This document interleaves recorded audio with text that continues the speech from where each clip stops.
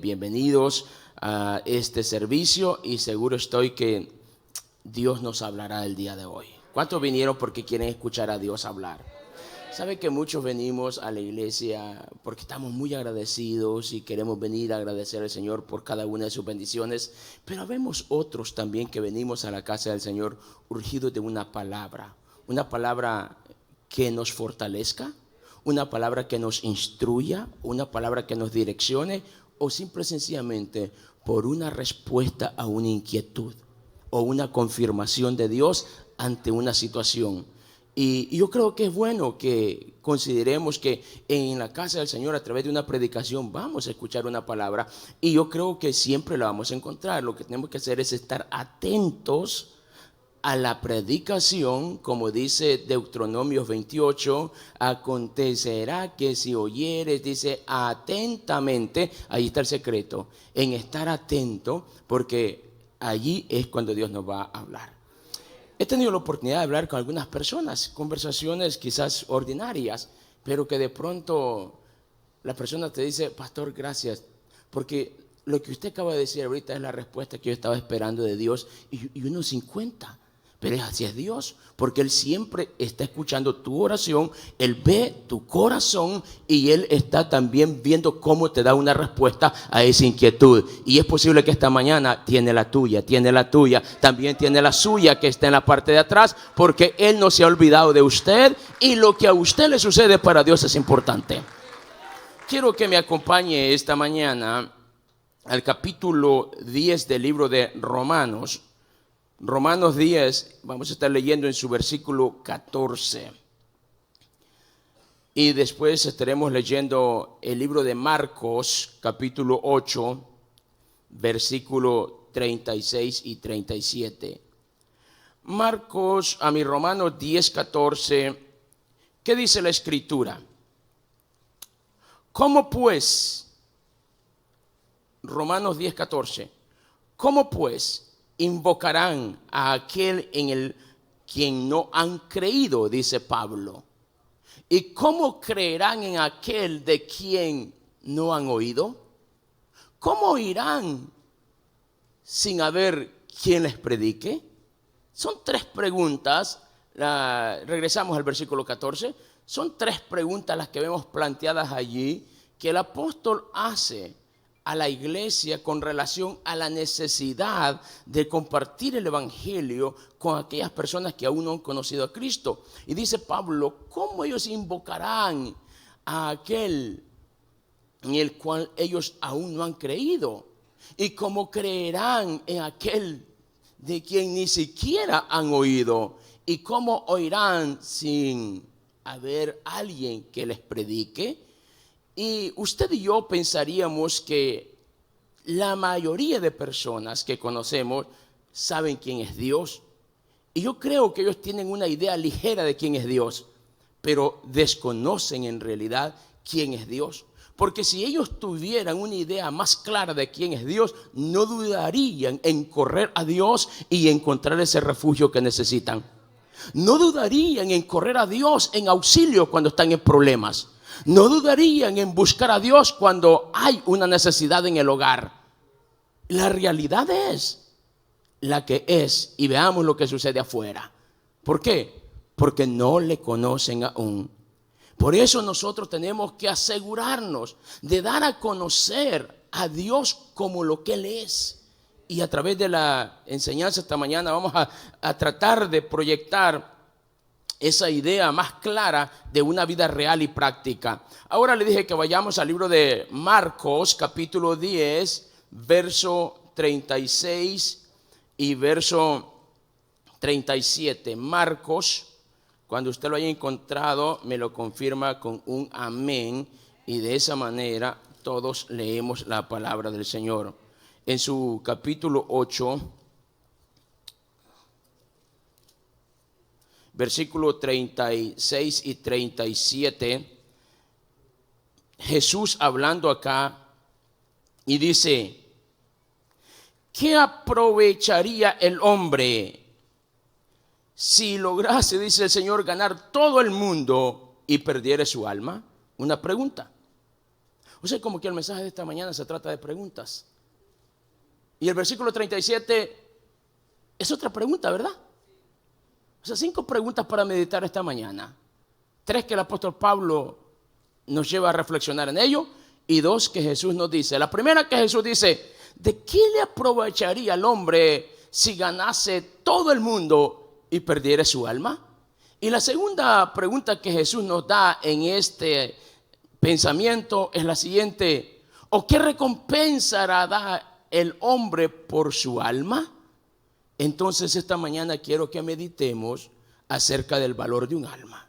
Padre, en el nombre de Jesús, yo te doy gracias por este día y por la bendición de estar en tu casa y poder meditar en tu palabra. Gracias por la vida de cada uno de tus hijos. Te pido, Señor, que nos des una palabra clara, práctica, entendible, pero también, Señor, aplicable a nuestra vida diaria. En el nombre de Jesús te lo pedimos, no sin antes, Señor, declarar que este lugar es lo que es casa de Dios y puerta del cielo. Y todo aquello que no proviene de ti, oh Dios, ni te honra a ti, le atamos de pies y manos, Padre, y le enviamos al abismo conforme a la autoridad que tu palabra nos da. Declaramos, Señor, que este lugar es libre para gloria y alabanza de tu nombre, pero también para bendición de tu pueblo. En el nombre de Jesús oramos, y el pueblo del Señor dice amén.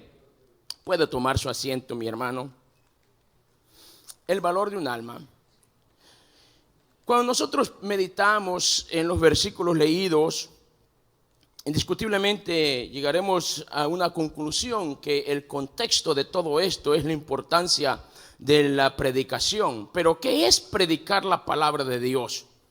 Predicar la palabra del Señor es proclamar con fidelidad y autoridad el mensaje revelado, el mensaje de Dios revelado en las Escrituras, con el propósito que el oyente conozca a Dios, responda en fe y experimente el poder transformador del Evangelio. Esa es la importancia y la razón del por qué debemos de predicar. Porque el Evangelio de Jesucristo es más que un mensaje, es vivo y transformador. Diga conmigo, es vivo y transformador. Hay muchas personas que lamentablemente, al igual que mi experiencia personal, nacimos en un hogar cristiano y pasaron los años, pero nunca tuvimos un encuentro personal con el Señor. Nunca tuvimos esa experiencia transformadora. Y a veces fue necesario, no tiene que ser así por supuesto, pero a veces fue necesario tener que pasar por un momento en el cual tú ya no das más, en el cual todo literalmente te sale mal, en el cual ya no sientes salida para ningún lado y todas tus estrategias se acaban, te limitan, y tienes que obligadamente recordar lo que por años escuchaste y lo que con tanta vehemencia en el hogar o en la iglesia te enseñaron, que es que Dios es un Dios de misericordia, un Dios de segunda oportunidad, un Dios accesible, un Dios que perdona, un Dios que restaura, un Dios que ayuda, un Dios que levanta, un Dios que sana, un Dios que protege y que está al alcance de todo aquel que lo necesita. Pero ¿por qué tiene que ser así? De que lleguemos a un momento cuando ya no tenemos opciones más que reconocer que Dios es nuestra única opción ya. El deseo de Dios es que nosotros le conozcamos a Él. Por eso le decía que si la gente conociese a Dios, por eso Pablo lo presenta de esta manera: ¿cómo pues invocarán a aquel en quien no han creído? Y cómo, dice Pablo, se acercarán y creerán si no ha habido nadie quien se los haya dicho. A mí me gusta mucho cuando yo leo 2 historias bíblicas en particular. Una de ellas en el capítulo, por cierto, en el capítulo 5 del libro de Marcos, y la otra en el capítulo 10. Porque ambas tienen un patrón. Estoy hablando de la historia de Bartimeo, el ciego, y la historia de la mujer del flujo de sangre. En ambos surge una respuesta, una acción como respuesta a algo. ¿Y sabe a qué? Haber escuchado de Jesús. Recuerden que la mujer del flujo de sangre dijo: yo dije, y escuchando que era Jesús el que estaba pasando por ahí, dijo: si solamente tocase el borde de su manto, yo sé que seré sana. La pregunta obligada para mí es: ¿qué escuchó esta mujer hablar de Jesús que despertó una fe tan grande que se vio sana antes de recibir su milagro? No sé si usted ha pensado eso. ¿Y por qué le digo esto? Porque yo quiero que de este lugar usted salga esta mañana tan conviccionado que Dios es más poderoso de lo que nosotros imaginamos que Él es.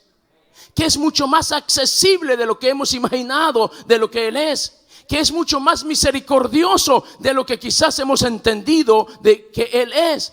Que esta mañana salgamos de este lugar tan conviccionados y tan seguros que tenemos acceso a ese Dios tan grande, a ese Dios maravilloso, a ese Dios que restaura, a ese Dios que provee, a ese Dios que perdona, a ese Dios de misericordia. Y por otro lado vemos la historia ¿de quién les dije que le iba a hablar también? De Bartimeo. Capítulo 10, verso 46 en adelante, el libro de Marcos, la historia dice que Bartimeo estaba sentado a un lado de la calle y era ciego, pero oyendo, diga conmigo, oyendo, que era Jesús Nazareno que iba pasando por ahí. ¿Qué hizo Bartimeo? Empezó a dar voces, empezó a alzar su voz y a decir: Jesús, hijo de David, ten misericordia de mí. ¿Qué provocó que Bartimeo alzara su voz y dijera: Jesús, hijo de David, ten misericordia de mí? Lo que él había oído de Jesús. ¿Quién es Jesús?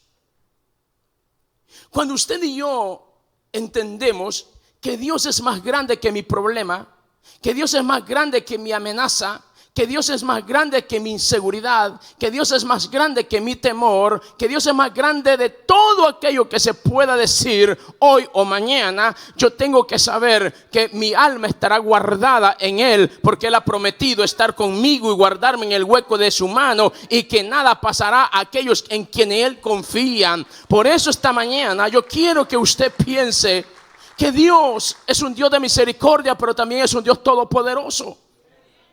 Y que el mundo en el cual vivimos, donde cada día ve la vida con desesperanza, cada día ve la vida más, la esperanza la ve más lejos, cada día los temores, la inseguridad se apoderan de ellos. ¿Cuántas personas hoy viven en el anonimato, se esconden de una realidad y quieren evitarla? Pero lo que la gente necesita conocer es que en Dios está la respuesta a su necesidad. Que Él es la única respuesta a los problemas de la humanidad. ¿Cómo respondemos nosotros a esta necesidad, a este problema, cuando nosotros sabemos que en Dios está la respuesta? Que en Dios pueden encontrar esa fortaleza que tanto necesitan. Por eso Jesús quiere que nosotros prediquemos su palabra y lo demos a conocer a Él como el único que les puede ayudar. Y es allí cuando nosotros tenemos que reconocer como iglesia que hemos recibido maravillosas promesas de Dios y a la vez responsabilidades. ¿Cuántos estamos de acuerdo con eso? Nosotros como iglesia hemos recibido maravillosas promesas de Dios. Él ha prometido estar contigo en todo tiempo, y Dios es fiel y lo va a hacer. Él ha prometido enviar ángeles que te guarden, y Él lo va a hacer. Él ha prometido proveerte la necesidad. Él ha prometido bendecir a tus hijos. Él ha prometido tantas cosas a través de la palabra que serán realidad en la vida de todos aquellos que la creen. Pero a la vez nos ha delegado responsabilidades. Y dentro de esas responsabilidades quisiera limitarme solo a una, a hablar acerca de la importancia de predicar el evangelio. Por eso le decía que predicar el evangelio es proclamar con fidelidad y autoridad el mensaje de Dios revelado en la Escritura, con el propósito que el oyente responda en fe y experimente la transformación de Dios en su vida. Ahora, ¿cómo nosotros predicar? Si la responsabilidad es predicar, le hablé acerca de las promesas y no solo es una. Cuando leemos el capítulo 1, verso 20 de la segunda carta a Corintios, el apóstol Pablo dice que todas las promesas son en Él amén y en Él verdad. O sea que las promesas de Dios son de doble confirmación. ¿Y de cuántas promesas nos habla la palabra? Dice todas, y cuando es todas me está hablando en un término plural. O sea que hay multiplicidad de promesas para la iglesia. Entonces, si nosotros creemos las promesas del Señor, vamos a experimentar el cumplimiento de dichas promesas. Pero la responsabilidad también es para todos. ¿Y cuál es la responsabilidad? Diga conmigo, predicar la palabra. La pregunta es, ¿a quién le predico? Mira, la Biblia dice que a toda persona. ¿Dónde predico? La Biblia dice que en todo lugar. ¿Cómo predico? Una forma práctica es con mi ejemplo, con mi testimonio. Hay un mensaje que la gente nunca podrá negar, nunca podrá refutar, y es el testimonio transformador de Dios en la vida de una persona. Lo repito, si habrá un mensaje predicado que es a través del ejemplo, de la conducta, que nadie podrá refutar, es de aquella persona que ha experimentado el poder transformador de Dios. Imagínese, antes era un borracho, antes tenía una familia hecha a pedazos. Ahora Dios vino al corazón de esa persona, restauró su vida, restauró su familia, y ahora es una persona responsable, es una persona ordenada, es una persona comprometida con sus compromisos personales de familia, pero también es una persona que sirve en la obra del Señor. ¿Cómo puede ser cuestionado? Si es que usted le conoció, usted sabe cómo esta persona era antes y ahora ha visto. Mire, no hay programa social de ningún gobierno en ningún lugar del mundo que pueda igualar el poder transformador de Dios en la vida del corazón del hombre. Porque Dios regenera el espíritu, el corazón, el alma de la persona y lo convierte, dice la Biblia, en una nueva criatura. Todos los programas, llámese de rehabilitación o como se les llame, van orientados a la mente solamente del hombre.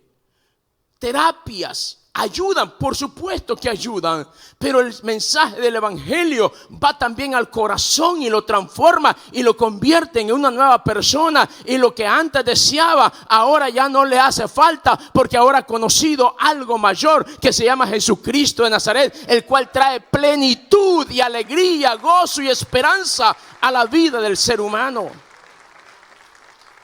Por eso, ¿cómo predicar? Diga conmigo, con el ejemplo. Hay una referencia bíblica de un hombre que era ciego, Jesús lo sanó. Ahora, la religión en aquel tiempo era muy estricta y empezaron a cuestionar los padres de este muchacho. No porque había sido sanado, sino porque había sido sanado en día sábado. Porque en sábado para ellos era algo que tan sagrado que no se debería hacer absolutamente nada. Y sí había algunas cosas, pero como ellos eran tan religiosos, ellos se tapaban un ojo para no ver lo que no convenía ver, pero sí señalar lo que convenía señalar. Por eso Jesús los trató como los trató. Entonces le dijeron a los papás por qué razón lo habían sanado en un día sábado. Y los papás preocupados, pues porque ellos querían ser parte de la congregación y lo que estaba sucediendo los comprometía al punto que los podían expulsar de la comunidad cristiana o religiosa, llamémoslo mejor. Entonces, muy hábilmente, ellos contestaron y le dijeron, vean, él ya es mayor de edad, pregúntenle a él, traten esto con él es mayorcito de edad ya, así que nosotros no tenemos mucho que ver en esto. O sea, se lavaron las manos, pues. Y ahora, no satisfechos con esto, van, note, ha sido ciego. Él no tiene noción de absolutamente nada de lo que ha pasado con su vida hasta ese momento de la historia, porque él no era consciente, no podía ver, tenía una discapacidad física que le eximía de muchísima responsabilidad. Sin embargo, van y lo traen y lo cuestionan. Y cuando lo tienen en el banquillo de los acusados, le preguntan, ¿quién lo había sanado?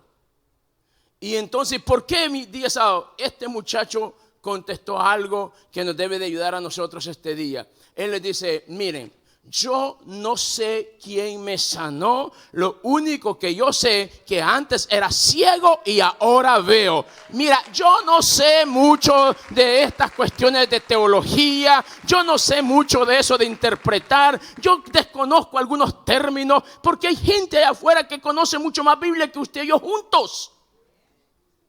Y lo harán con el ánimo de confundirnos, presionarnos, y ver cómo reaccionamos. Por eso me gusta esta historia, porque esta historia se limita a una verdad y decir, yo no sé. Lo único que sé que yo antes era ciego y ahora veo. Mira, yo no sé mucho de qué en realidad hacen con mi dinero en la iglesia, porque es uno de los temas que la gente allá afuera toma como argumento para decir yo no voy a la iglesia, porque en la iglesia enriquecen a los pastores. En la iglesia hacen esto con el dinero. Y yo creo que usted y yo, que hemos tenido la bendición de caminar algunos años en el Señor y alcanzar un grado de madurez, sabemos que nuestras aportaciones se convierten en misiones. Nuestras aportaciones se convierten en un edificio como el que ahora tenemos para poder reunirnos y celebrar al Señor juntos, para poder difundir el mensaje del Señor a través de programas radiales. Entonces nuestro compromiso va más allá de lo que la gente entiende.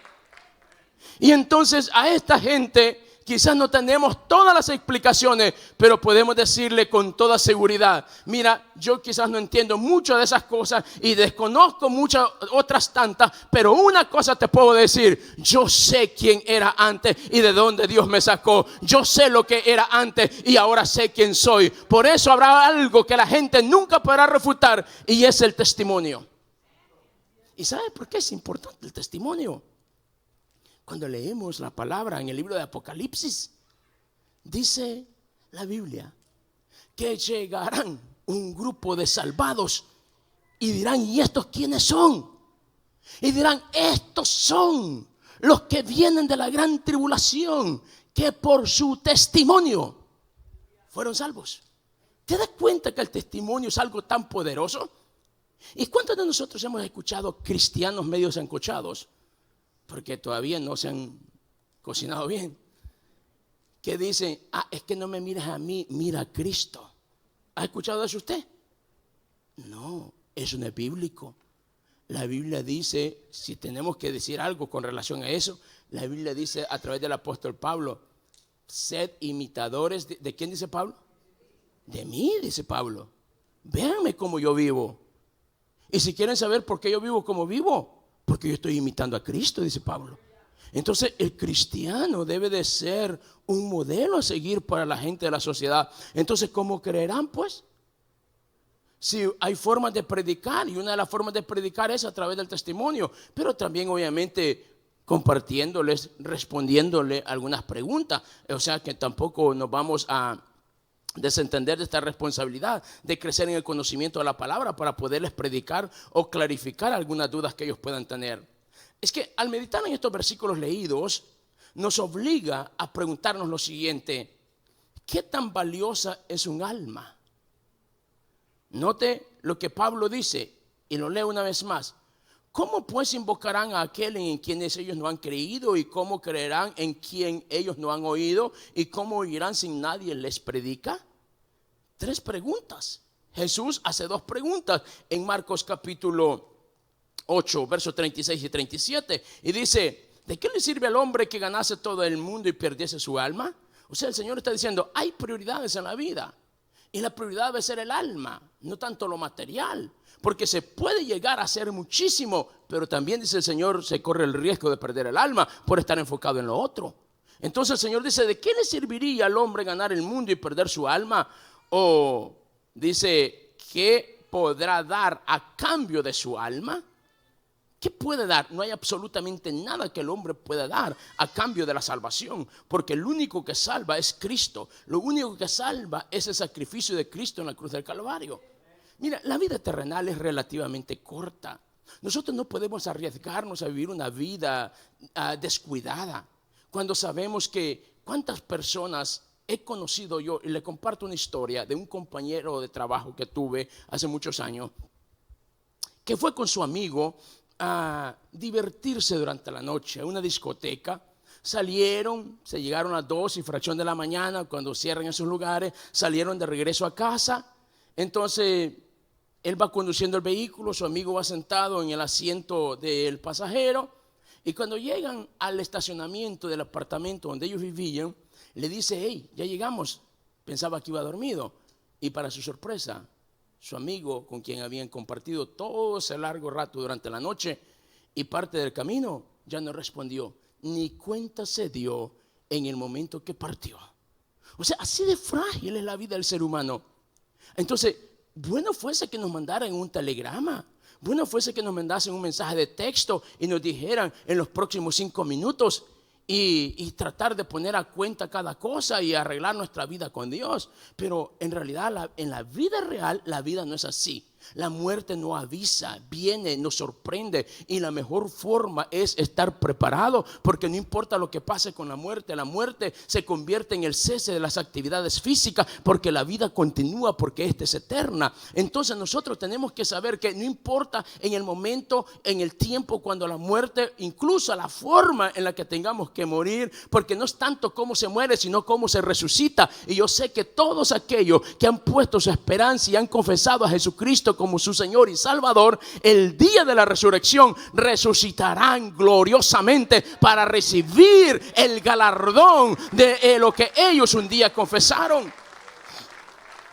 Pero la pregunta es, ¿nuestros amigos tienen esa esperanza?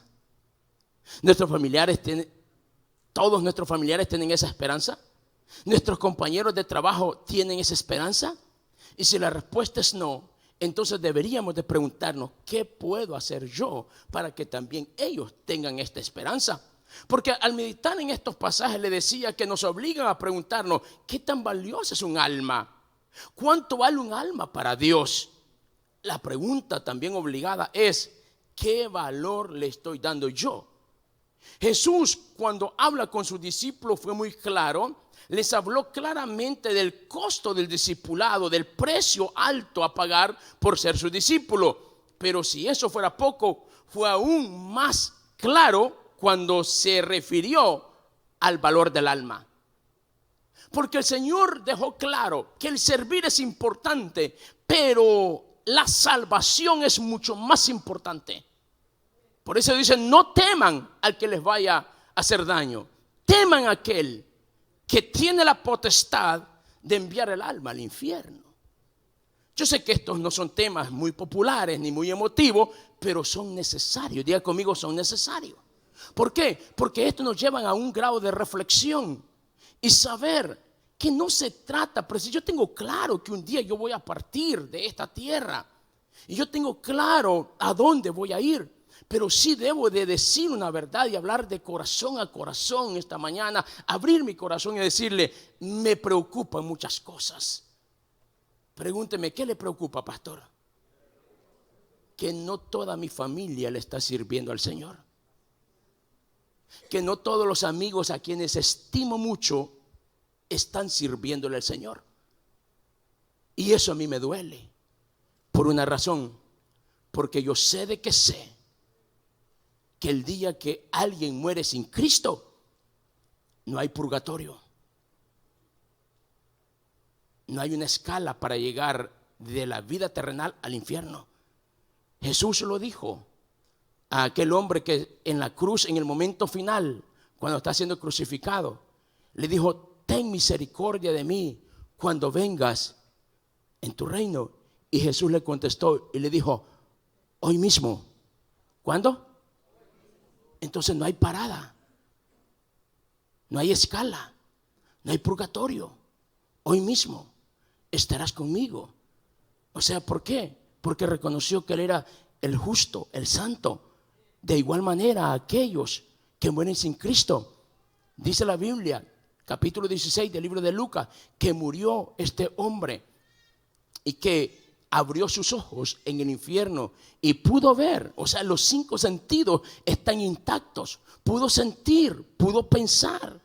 Entonces, ¿qué me dice eso? Que la vida continúa después de la muerte. Entonces yo tengo que ser sabio y saber que el mejor lugar para pasar la eternidad es en Cristo Jesús, Señor nuestro. Y yo quiero que mis amigos vayan allí, yo quiero que mi familia vaya allí. ¿Y qué tengo que hacer? Esforzarme para que ellos también, ¿y de qué forma? Predicándoles, compartiendo con ellos. La pregunta es, ¿estamos viviendo como quienes creen esto? De que la salvación es importante y prioriza sobre cualquier otra prioridad de la vida. De que la vida del ser humano es relativamente corta acá en la tierra. Y que un día nos presentaremos delante del Dios que juzgará a los vivos y a los muertos. ¿Somos conscientes de esto? Es una pregunta para reflexionar. ¿Vemos a las personas como Dios las ve? o le señalamos por sus defectos, por sus errores, por el estilo de vida que llevan. Y nosotros mismos, ¿cómo nos encontramos? ¿Le estamos dando el valor que el alma merita? ¿Por qué es importante pensar en todo esto? Diga conmigo, porque un alma es valiosa. Sí. Pero la pregunta es, ¿por qué es tan valiosa? Número uno, porque fue creada a la imagen de Dios. Génesis 1:27 dice que fue hecho el hombre a imagen de Dios, a semejanza de Dios. Entonces un alma vale tanto y es tan valiosa porque es creada a la imagen de Dios. Tu alma no es producto de una idea al azar, fue el diseño de Dios planificado y hecho realidad. ¿Por qué más un alma es tan valiosa? Porque es eterna. La gente se equivoca y hay decires muy mal dichos, por supuesto. Muerto el y se acabó también lo otro, ¿verdad? Eso no es verdad. Humanamente hablando, bueno fuera que así fuera y que nos convirtiéramos en materia meramente. No. Otros creen en la reencarnación, que lo que se vive aquí es lo que en otra vida, si te está viendo bien aquí, es porque en otra vida fuiste bueno y ahora estás cosechando lo que en aquella otra vida hiciste. Y si la están pasando mal, mira qué forma de alentar la gente. Mira qué forma de alentar la gente, ¿no? Y de sedar el pensamiento de las personas, que si están pasándola mal es porque en otra vida ellos se portaron mal o fueron malos, pero que pueden hacer un esfuerzo por hacer mejor las cosas para que en la siguiente vida les vaya mejor. O sea que es un ciclo. Ellos creen en esto, pero todo esto, amado mío, son ideas y pensamientos del hombre. Pero la Biblia dice que la vida es eterna y no precisamente son ciclos, sino que ausentes del cuerpo, presentes en Cristo, los que hemos recibido a Cristo como Señor y Salvador. Y los que no recibieron a Cristo, tristemente, dice la Biblia que se encontrarán en el lugar de tormento. Por eso es necesario saber que el alma, entender que el alma es eterna. ¿Por qué creo que el alma es eterna? Porque la Biblia lo dice. ¿Qué dice la Biblia? Que Dios puso eternidad en el corazón del hombre. Eclesiastés 3:11. ¿Por qué más el alma es tan valiosa? Porque fue comprada con la sangre de Cristo. El alma del ser humano es tan valiosa. Primera de Pedro, capítulo 1, verso 18, lo declara, que nuestro precio a pagar fue tan altísimo, que es precisamente la preciosa sangre de Cristo. Por eso el cielo entregó lo mejor que tenía en rescate de las almas, en rescate de la humanidad. Por eso es tan valiosa y nosotros no podemos desestimar ese valor. Número 2, ¿cómo nosotros demostramos que valoramos las almas?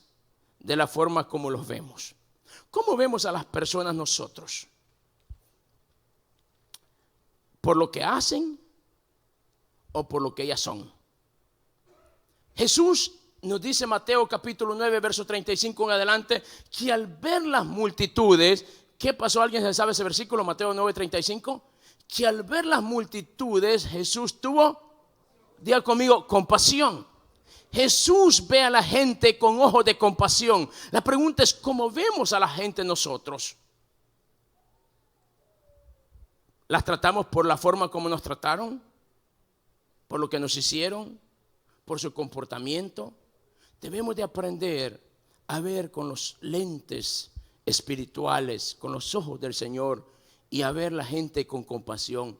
¿Usted cree que la gente sufre porque quiere sufrir? No. Si la Biblia dice algo tan fuerte de aquel hombre y aquella mujer que no ha conocido a Cristo, dice que está muerto en delitos y pecado. Y alguien muerto es alguien que no reacciona, no tiene mayores facultades. Entonces, ¿qué es lo que tenemos que hacer? Traer a Cristo, que le puede dar vida a lo que está muerto. Entonces nosotros tenemos que saber que la forma como nosotros vemos las personas tiene que ser como Jesús las vio. Diga conmigo, con compasión. Ahora, de la forma como las tratamos, estamos también nosotros demostrando cuánto valen. La forma como las tratamos. ¿Cómo las tratamos? Nosotros debemos de tratarlas de la forma como Jesús los trató. A mí me gusta mucho esto, fíjese. Y yo sé que en algunos quizás puede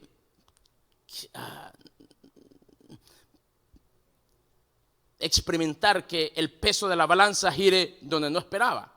Y es el hecho que cuando Jesús, en el capítulo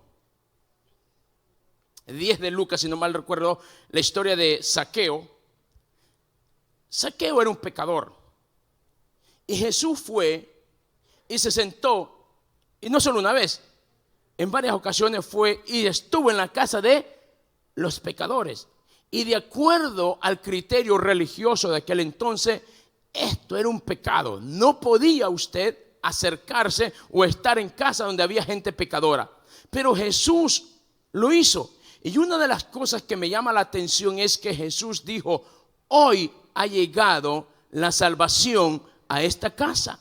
O sea que cuando nosotros nos relacionamos con aquella gente que nadie quiere relacionarse, aquella gente que es altamente señalada por lo que han hecho, por la forma como se han comportado, nosotros podemos también ser un instrumento de acercar la salvación a esas casas, porque nosotros no somos uno más de su núcleo social. Nosotros vamos a saber que en medio de su dolor, de su aflicción, de su estilo de vida, de su forma de interpretar las cosas, vamos a buscar cada oportunidad, cada momento para dejarles saber de que aún hay algo más que ellos no han hecho, pero que deben de hacer, y es conocer a Cristo. Porque todo esfuerzo por traer satisfacción, por traer placer, por traer plenitud al alma, nada y absolutamente nada lo podrá satisfacer, excepto cuando conocen a Cristo como su Señor y Salvador. ¿Y cómo ellos lo entenderán? Cuando alguien como usted y yo nos acercamos y lo decimos.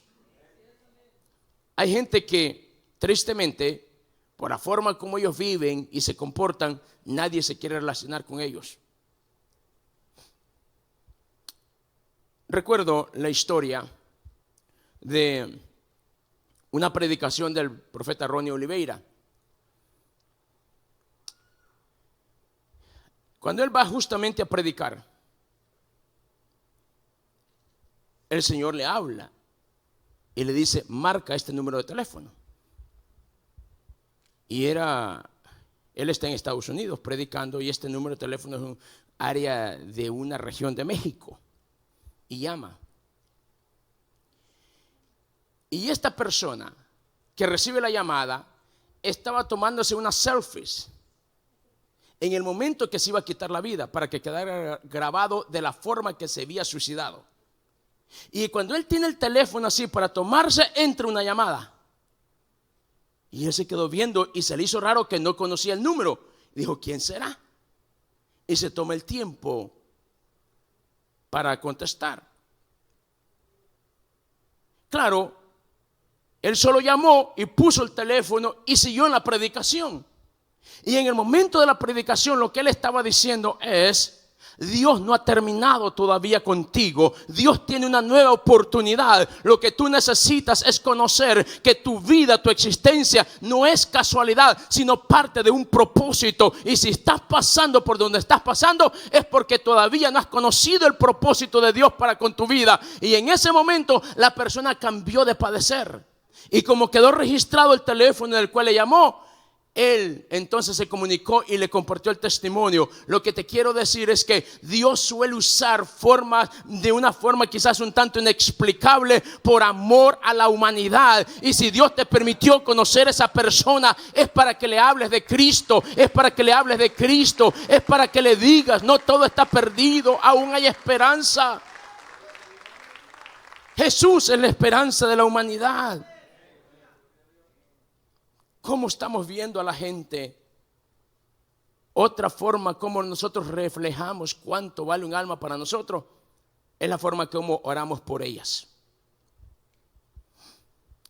Yo aprendí esto en el proceso que mi padre estaba pasando por un momento tan crítico, donde los doctores ya no daban esperanza por él.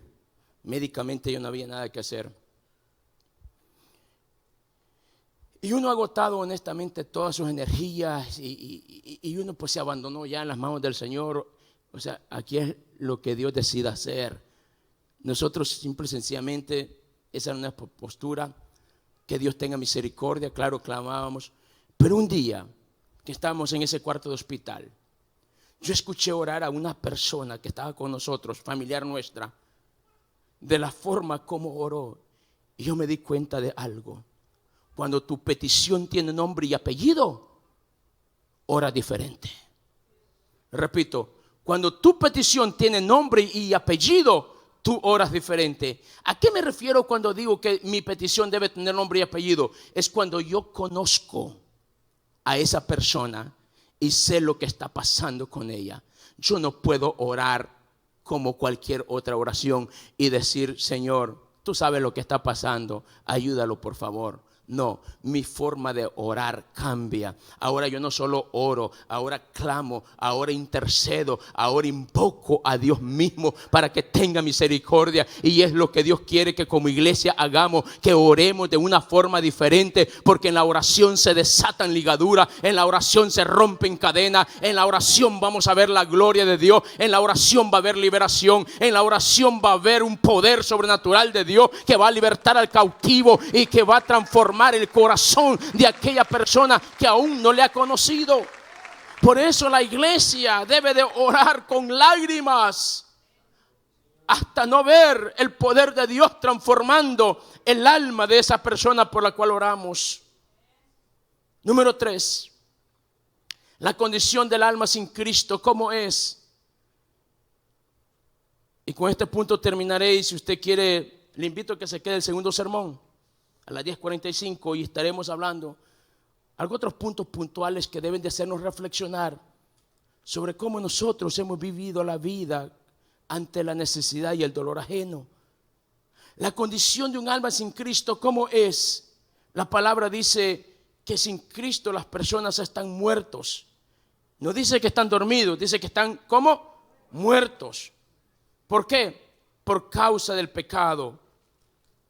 Confundidos por todo lo que el mundo ofrece. Por eso dice la Biblia que el deseo de la carne, la vanagloria de esta vida, las personas que se entretienen en estas cosas, dice el amor del Padre no está con ellos. Hay muchas personas que lamentablemente están viviendo una vida tan distraída con los deseos y los placeres que este mundo ofrece. Y la Biblia claramente dice, si me pudieran ayudar con ese versículo, que los deseos de este mundo pasarán, los deseos de la carne pasarán, la vanagloria de la vida pasará. Todo lo que para el ser humano es sinónimo de placer y realización, Salomón lo redujo en una frase cuando tiene que referirse a esto. Y dijo Salomón, es lo que es. Aquí termina todo. Y la pregunta es, ¿qué nos llevamos? ¿Qué hicimos con todo lo que Dios nos dio? Dios nos permitió conocer tanta gente. ¿Qué hicimos por ello? Dios nos permitió estar en un salón de la iglesia siendo instruidos en una clase de discipulado. ¿Qué hicimos con ese conocimiento? Piense, alguien lo necesita. Entonces, estar muertos es muy diferente a estar dormido. Y la Biblia dice que los que no tienen a Cristo están muertos en delitos y pecados. Y el único que puede resucitarlos se llama Cristo. Hace muchos años, hablando con un amigo pastor, su nombre es Fermín García, y hablábamos de este tema de la predicación y del crecimiento. Precisamente el tema era el crecimiento de la iglesia. Y hay una frase que él dijo y a mí nunca se me olvidó. Y me dice, la conversión de las almas será el resultado de la predicación. La conversión de las almas será la respuesta al mensaje predicado, a la predicación. Tú y yo no podemos convertir las almas. Eso no es realístico. Solo Dios las puede convertir. solo Dios las puede salvar. Solo Dios las puede ganar. Nuestro trabajo y misión es compartirles el evangelio. ¿Y por qué debo de compartirlo con tanta convicción? Por lo que Jesús dijo. ¿Qué dice la palabra? Dice, Jesús dijo, mis palabras son espíritu y mis palabras son ¿qué? Vida. Entonces, como yo no hablo mi palabra, sino la palabra de Él, yo me voy a acercar a esa persona, aun cuando yo sé que está muerta en sus delitos y pecados. Yo sé que la palabra que yo le voy a hablar tiene el poder para darle vida a eso que está muerto. Y ese espíritu, porque penetra y llega hasta el espíritu de la persona y lo vivifica y lo transforma en una nueva criatura. Por eso no podemos dejar de predicar, porque el único que puede cambiar la vida del ser humano se llama Cristo. Un alma sin Dios, lamentablemente, está en riesgo y en peligro. Pero tú y yo podemos cambiar esa historia. ¿Qué tenemos que hacer? Predicar la palabra. Como pastor, a tiempo y fuera de tiempo. Quiero que estemos sobre nuestros pies. ¿Qué significa esto de predicar la palabra a tiempo y fuera de tiempo? Aun cuando no es oportuno hacerlo. Aun cuando las condiciones no son las mejores. Aun cuando usted y yo estemos pasando por alguna necesidad y nuestra mayor preocupación es cómo resolver un problema. ¿Cómo resolver esta situación? A usted que está acá y que está pasando por alguna situación difícil, complicada, y que quizás vino queriendo escuchar una palabra, ¿cómo yo puedo resolver mi problema? A usted quiero decirle que Dios cuidará no solamente de su vida integral, de lo que está pasando, sino de lo que aún está por venir. Dios puede ayudarte a resolver ese problema, darte la sabiduría para poder tomar la decisión correcta.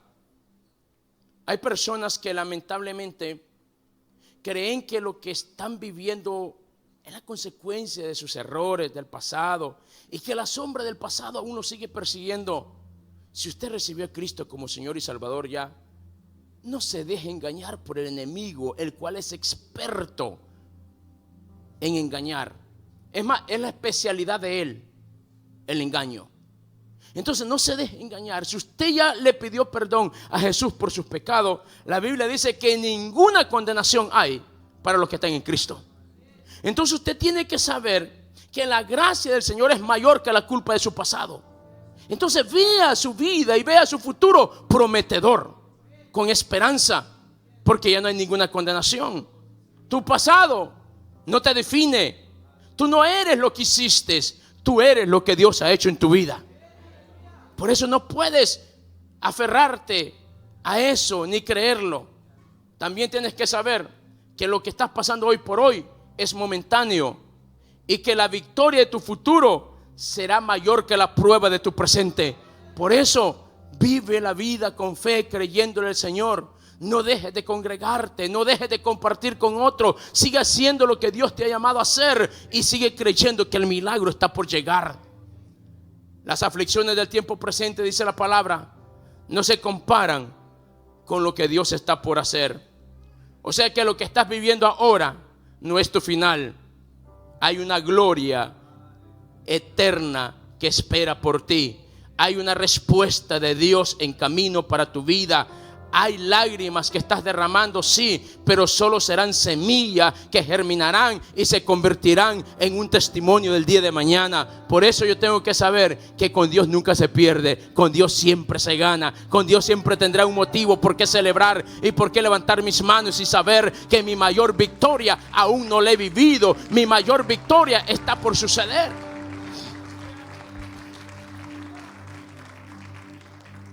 Pero no podemos dejar de pensar en aquellos que aún no le han conocido. Si usted vino esta mañana a este lugar, Dios quiere decirte a ti, a usted que me escucha a través de este medio, Dios ha visto tu vida, tus aflicciones, ha escuchado tu oración, ha escuchado tu clamor, ha visto tus aflicciones y quiere ayudarte. Dije, quiere ayudarte. Cuando Dios vio al pueblo de Israel en angustia, en agonía y que clamó a Dios, ¿sabe qué dice Dios en Éxodo capítulo 3?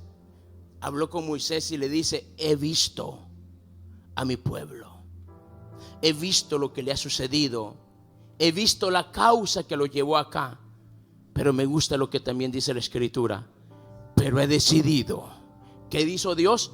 Había decidido. ¿Qué había decidido? Sacarlos de esa condición. Dios quiere sacarte de la condición en la cual te encuentras. Quizás no encuentras una salida, quizás has tratado y has dado lo mejor de ti, pero no lo has logrado. Dios te está diciendo: es que lo has tratado de hacer en tus propias fuerzas y me necesitas a mí, porque yo voy a hacer lo que tú no puedes hacer. Por eso tiene que darse una oportunidad y invitar a Dios que venga y que le ayude para poder lograrlo. Si usted es esa persona que nunca ha hecho esta oración, nunca le ha pedido perdón al Señor por sus pecados, o se ha quizás descuidado de su relación personal con Dios y entiende que esa es la razón por la cual las cosas han estado saliendo de la forma que le han salido, esta mañana usted puede corregir y hacer las cosas diferentes, entregando su vida al Señor, levantando su mano como un acto de fe allí donde está y diciendo: yo soy esa persona, pastor. Yo quiero darle un giro diferente a mi vida. Yo quiero experimentar algo nuevo en mi vida. Y sé que lo único que no he experimentado hasta ahora es eso de lo cual usted habló, el poder transformador de Dios en la vida de la persona. Y yo quiero experimentarlo hoy. ¿Alguien esta mañana dice: yo soy esa persona? En la parte de atrás, la persona que nos acompaña el día de hoy por vez primera. El deseo de Dios para con el ser humano es simple y claro: ayudarnos, facilitarnos el camino para que podamos lograr lo que nos hemos propuesto en la vida. Hay cosas que solo Dios las sabe y Él quiere ayudarnos en ese proceso. Como dice su palabra: los pensamientos que yo tengo para contigo son buenos. Quiero darle paz a tu corazón. Quiero ayudarte a superar ese problema. Él ha visto tus lágrimas, Él ha visto tus luchas, Él ha visto tu intento. Y si no lo has podido lograr solo, no te des por vencido. Trata, pero trata con Dios. Trata, pero trata tomado de la mano de Dios. Él te va a ayudar. Un aplauso al Señor por la vida del caballero. ¿Alguien más esta mañana dice: pastor, yo soy esa persona? Usted que está a través de la internet, el llamado también es para usted. Y quiero que haga esta oración conmigo y le diga, mantenga su manito levantada y diga conmigo: Señor Jesús.